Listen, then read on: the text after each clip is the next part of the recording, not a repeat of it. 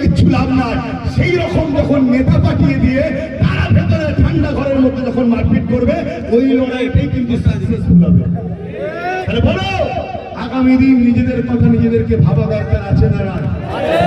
অনেক সময় আপনাদের থেকে নিয়ে ফেললাম, এর জন্য আপনারা কষ্ট পেলেন। এখন আমি আবার একটা শেষ কথা বলবো, ব্যানারটা কিন্তু খুব সাবধান। অনেকে গাড়ির সামনে, মোটরসাইকেলের সামনে লাগাচ্ছে বা গেঞ্জি তৈরি করছে, ওই গেঞ্জি নোংরা কাপড়ের সঙ্গে কাচবেন, এটা কিন্তু ইমানের ক্ষতি হবে, এটাও মাথায় রাখবেন। তা প্রতিবাদ আগামী দিন হবে না? হবে না? শুধু আইলা মুহাম্মদ সাল্লাল্লাহু নিয়ে নয়, পাশাপাশি অকাগলেও প্রতিবাদ হবে। যাবার সাথে সাথে একটা স্লোগান দিয়ে যাবেন। অসুবিধা হচ্ছে? 10 মিনিট বলবো, 10 মিনিট বলবো। আসুন আমার সাথে একটু স্লোগান দেন।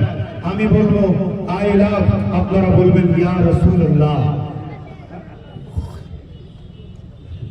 আমি বলবো আই লাভ, আপনারা বলবেন ইয়া রাসূলুল্লাহ। কেন মুহাম্মদ শুধু নামটা লিয়াটাও বিয়াদবি, সাল্লাল্লাহু আলাইহি সাল্লাম বলতে হয়, এটা আমাদের সাধারণ ছেলে বোঝে না।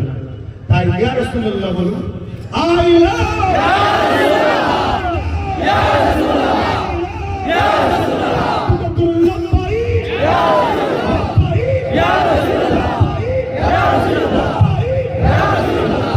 ইয়া রাসূলুল্লাহ। সাইয়্যিদি ওয়া মুরশিদি, আপনারা হাত তুলে বলবেন ইয়া নবী, ইয়া নবী। আমাদের সরদার, আমাদের মুর্শিদকে হুজুর সাল্লাল্লাহু আলাইহি ওয়াসাল্লাম সাইয়্যিদি ওয়া মুরশিদি, ইয়া নবী, ইয়া নবী, সাইয়্যিদি ওয়া মুরশিদি, ইয়া নবী, ইয়া নবী, মুরশিদি, ইয়া নবী, ইয়া নবী, মুরশিদি, ইয়া নবী, ইয়া নবী।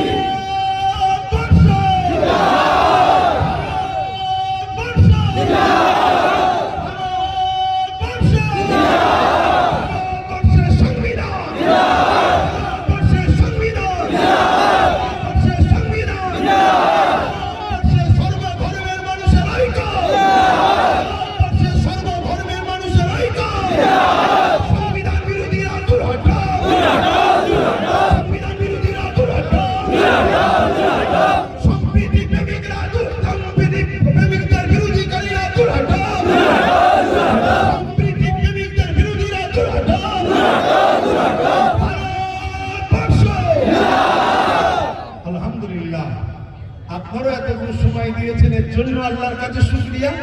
কেন আপনাদেরকে আমি রাখিনি, আল্লাহ রেখেছে। দ্বিতীয়, আল্লাহ যে এই ধরনটা রেখেছে, এর জন্য আল্লাহর কাছে শুকরিয়া, আলহামদুলিল্লাহ।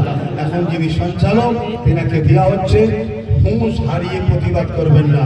আপনারা যদি এই প্রতিবাদের নামে ও অমুসাজা, ভাই একটা কথা, আমাদের লড়াই কি কোনো হিন্দুদের বিরুদ্ধে?